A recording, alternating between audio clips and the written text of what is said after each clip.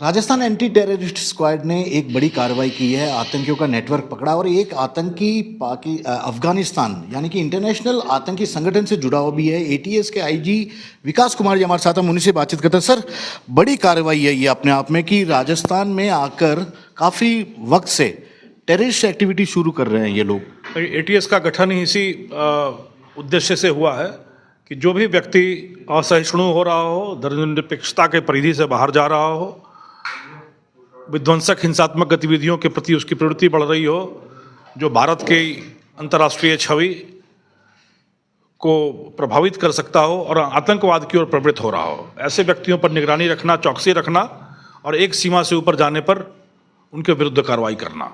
तो इसी के तहत एटीएस ने बड़े लंबे समय से अभी निगरानी रखी थी हमने अपने सहयोगी एजेंसियों के माध्यम से। तो उसकी परिणति यह हुई कि सांचौर के मुहर्रम चौक में रहने वाला एक व्यक्ति मोहम्मद ओसामा पुत्र मोहम्मद अनवर, जो एक लंबे समय से, एक लंबे अरसे से अंतर्राष्ट्रीय आतंकवादी संगठन से जुड़ा हुआ था, उनकी गतिविधियों में सहयोग कर रहा था और उनके षड्यंत्रों में भागीदारी कर रहा था। 4 दिनों की व्यापक पूछताछ के बाद, गहन जांच के बाद उसके विरुद्ध प्रमाण मिलने पर उसके विरुद्ध विधि विरुद्ध क्रियाकलाप निवारण अधिनियम 1967 की विभिन्न धाराओं में प्रकरण दर्ज करके कल देर शाम उसे गिरफ्तार कर लिया गया। ये जवान लड़कों या यूथ जो होते हैं उनको बरगला कर जिहाद के लिए भी उकसा रहे थे, इस तरह का भी इनपुट था आप लोगों के पास? जो आपको अगर याद हो तो हमने उस दिन 5 व्यक्तियों को पूछताछ के लिए बुलाया था। उनमें यह व्यक्ति सूत्रधार था जो शेष 4 व्यक्तियों को इसी आतंकवादी विचारधारा से जुड़ने और विध्वंसात्मक गतिविधियों में संलिप्त होने के लिए दुष्प्रेरित करने का लगातार प्रयास कर रहा था और उसी प्रयास के आधार पर यह सूचना हम लोगों तक पहुंची थी। उन 4 व्यक्तियों को भी अब हम डी रेडिकलाइज करेंगे, यानी कट्टरवाद से मुक्ति की दिशा में हमारी तदर्थ समिति उनका परामर्श देगी, काउंसलिंग करेगी और उनको लगातार मॉनिटर किया जाएगा कि कहीं और फिर इस विचारधारा के शिकार ना हो जाए। क्या जिस एक मौलाना को आपने अरेस्ट किया है सर, वो उसका विदेश में जाना, विदेश से उसके पास कॉल आना इस तरह की गतिविधियों के लिए कोई पुष्टि हो पाई है? जिस तरीके से वो एक अंतर्राष्ट्रीय स्तर पर प्रतिबंधित आतंकवादी संगठन तहरीक तालिबान पाकिस्तान से जुड़ा था, बहुत निकटता से जुड़ा था, उनके कमांडरों आकाओं के संपर्क में भी था और यह लगातार उनके संपर्क में था और धीरे धीरे इसकी गतिविधियां बढ़ती जा रही थी। अभी हाल में ही विदेश दौरे पर भी जाने वाला था। तो जब लगातार 4 दिन की जांच के बाद यह सामने आया कि एक सीमा के आगे जाकर कई घटनाओं में, कई षड्यंत्रों में इसकी स्पष्ट भागीदारी है, फिर इसके विरुद्ध कार्रवाई की गई। एक और सवाल, अब इनके खिलाफ किस तरह से कार्रवाई होगी? क्या क्या इनपुट आपको मिले? क्या इन्होंने कुछ लोगों को अपनी ओर से बरगला भी दिया था, उसमें सफलता मिली थी और कब से ये लोग कर रहे थे? देखिए, सारा अब ये मानवीय सूचना, पूछताछ से निकलने वाली कड़ियाँ और तकनीकी संश्लेषण एवं विश्लेषण, इसके आधार पर एक पूरी कहानी जुड़ेगी। अभी तो प्रारंभिक साक्ष्य मिले हैं जिसके आधार पर इसकी गिरफ्तारी हुई है और आगामी अनुसंधान शुरू किया गया है। पर एक लंबे समय से यह इस विचारधारा से प्रभावित, न सिर्फ प्रभावित बल्कि उसमें भागीदारी कर रहा था।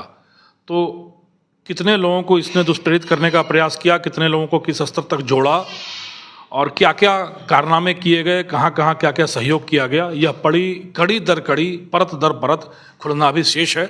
पर जिन 4 व्यक्तियों को अभी हम डी रेडिकलाइज कर रहे हैं, उनको बहुत गहनता से प्रभावित करने का प्रयास हुआ था। वो कितना प्रभावित हो पाए, हालांकि उनकी कोई सक्रिय भागीदारी सामने नहीं आई है, पर वो किस हद तक प्रभावित हुए हैं वो अब डी रेडिकलाइजेशन का जो हम की कवायद करेंगे उसमें सामने आएगा। देश को अस्थिर करने में जो ताकतें लगी हुई है या इस तरह की जो विचारधारा वाले लोग हैं, उनसे भी कोई संपर्क इनका था? क्योंकि विदेश की तो बात सामने आ गई कि आतंकी संगठन से जुड़े हुए हैं।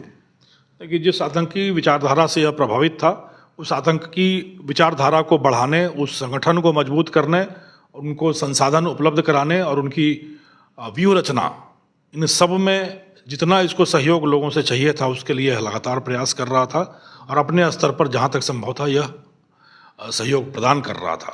तो इस तरीके से यदि देश के युवा वर्ग को भटकाने का, पथच्युत करने का और अंधकार की रास्ते पे आरूढ़ करने का यदि प्रयास होगा तो इस देश की सभी सुरक्षा एजेंसियां, सूचना एजेंसियां कटिबद्ध हैं, कृत संकल्प हैं कि ऐसे किसी भी प्रयास को शुरू में ही समाप्त करके इस देश की अंतर्राष्ट्रीय छवि, आतंक विरोध की मुहिम और सहिष्णुता की विचारधारा को हमेशा पुष्पित और पल्लवित किया जाए, इसके लिए हम सब वचनबद्ध हैं।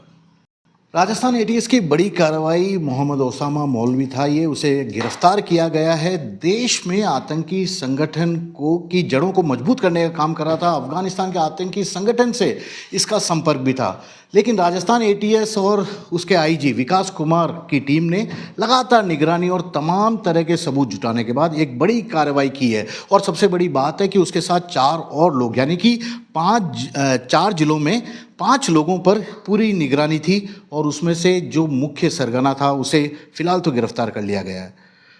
कैमरामैन विक्रम सिंह भाटी के साथ श्रीवत्सन, जयपुर, न्यूज़ 24।